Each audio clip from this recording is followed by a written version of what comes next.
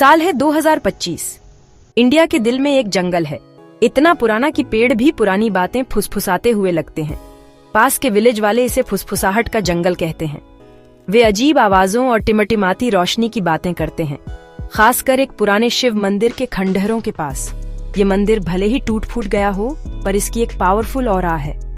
ये एक ऐसी कहानी का गवाह है जो 100 साल से अपने अंत का इंतजार कर रही है।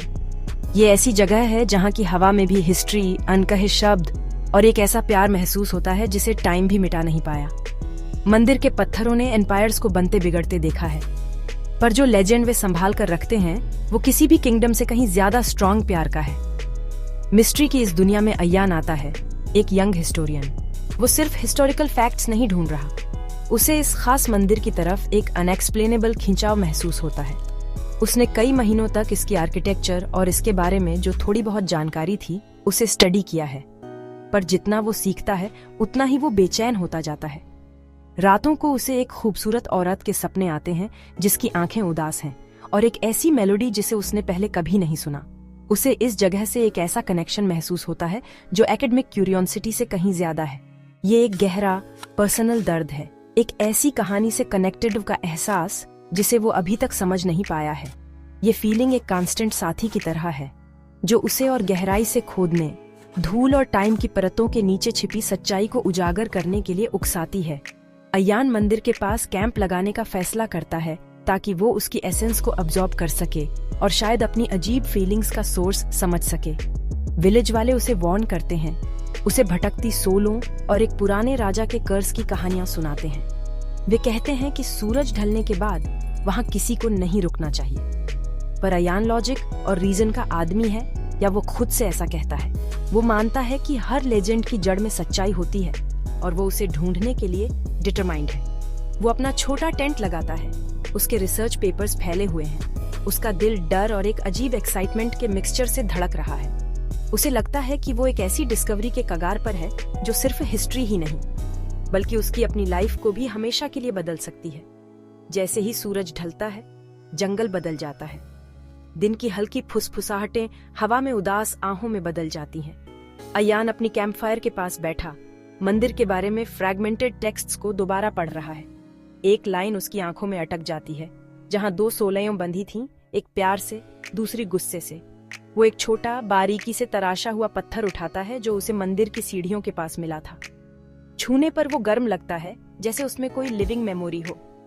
उसे अभी पता नहीं है, पर ये छोटा पत्थर एक चाबी है, और उसकी यहाँ मौजूदगी 100 साल पुरानी सोलों की कैद को खोलने और एक ऐसे लव स्टोरी को पूरा करने की दिशा में पहला कदम है जिसे बेरहमी से रोक दिया गया था।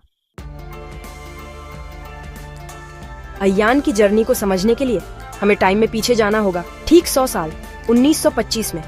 उस जमीन पर एक पावरफुल लेकिन क्रूर राजा राज करता था जिसका नाम था राजा वीरेंद्र सिंह। इसी जगह पर एक यंग वुमन रहती थी जिसका नाम था सूलान।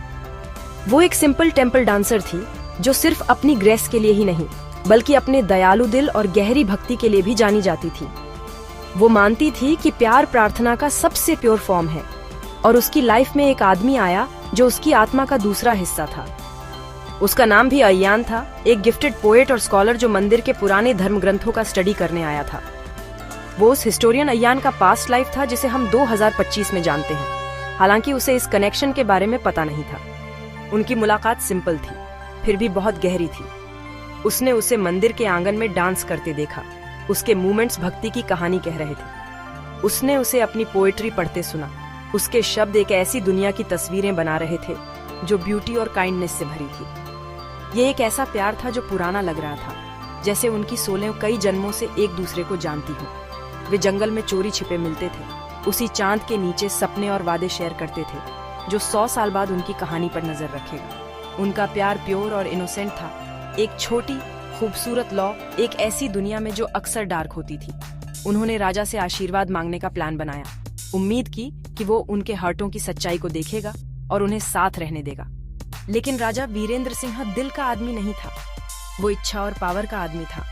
उसने सूलान को डांस करते देखा था और उसने तय कर लिया था कि वो उसे अपने लिए चाहता है, क्वीन के तौर पर नहीं बल्कि अपनी जीतों के कलेक्शन में एक और ज्वेल के तौर पर। जब उसे पोएट अय्यान के लिए उसके प्यार का पता चला तो वो सिर्फ डिसअपॉइंट नहीं हुआ, वो जलते हुए गुस्से से भर गया। एक सिंपल पोएट इतनी हिम्मत कैसे कर सकता है कि वो उस चीज पर दावा करे जिसे वो राजा चाहता था। उसकी प्राइड को चोट पहुंची थी और उसकी क्रूरता की कोई सीमा नहीं थी। उसने उनके प्योर प्यार को सम्मान देने वाली चीज के तौर पर नहीं देखा, बल्कि कुचले जाने वाली बाधा के तौर पर देखा। राजा ने जो चाहता था उसे पाने के लिए एक डार्क और फॉरबिडन पावर का इस्तेमाल करने का फैसला किया। उसने एक तांत्रिक को बुलाया, एक जादूगर जो डार्क मैजिक में डील करता था, और एक भयानक प्लान बनाया। वो सिर्फ लवर्स को अलग नहीं करना चाहता था, वो उन्हें हमेशा के लिए पनिश करना चाहता था। वो सूलान की आत्मा पर कब्जा करना चाहता था, भले ही वो उसका दिल न जीत सके।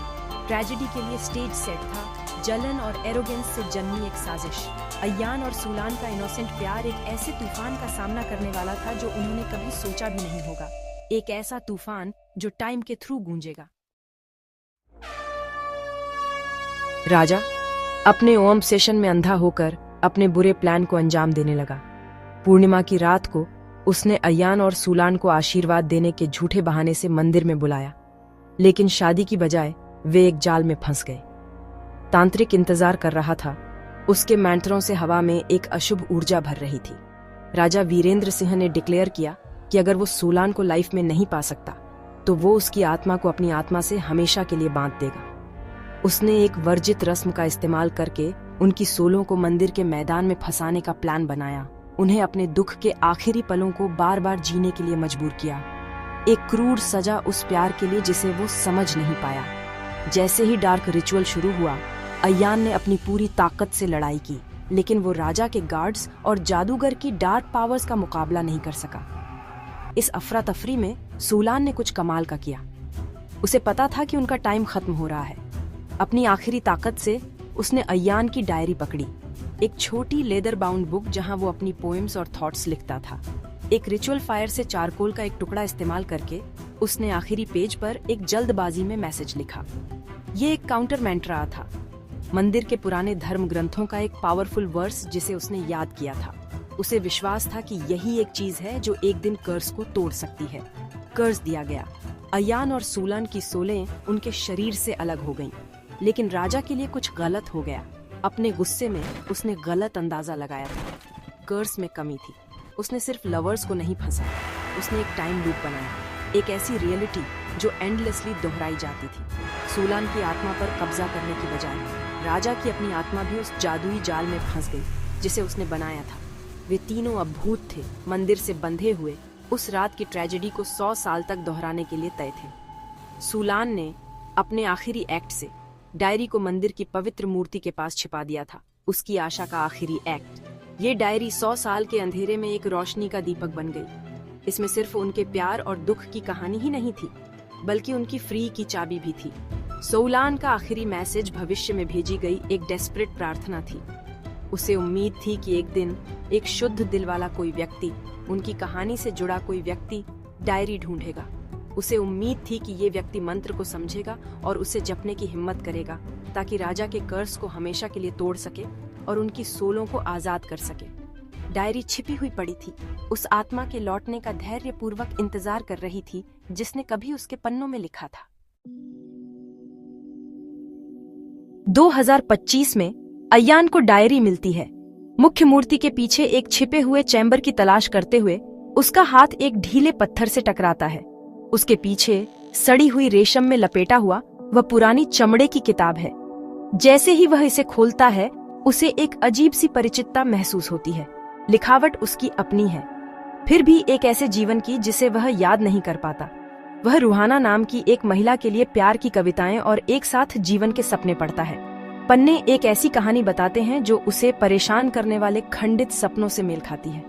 ऐसा लगता है जैसे वह अपनी भूली हुई यादें पढ़ रहा है, एक ऐसी कहानी जिसे उसकी आत्मा याद करती है, भले ही उसका दिमाग न करे।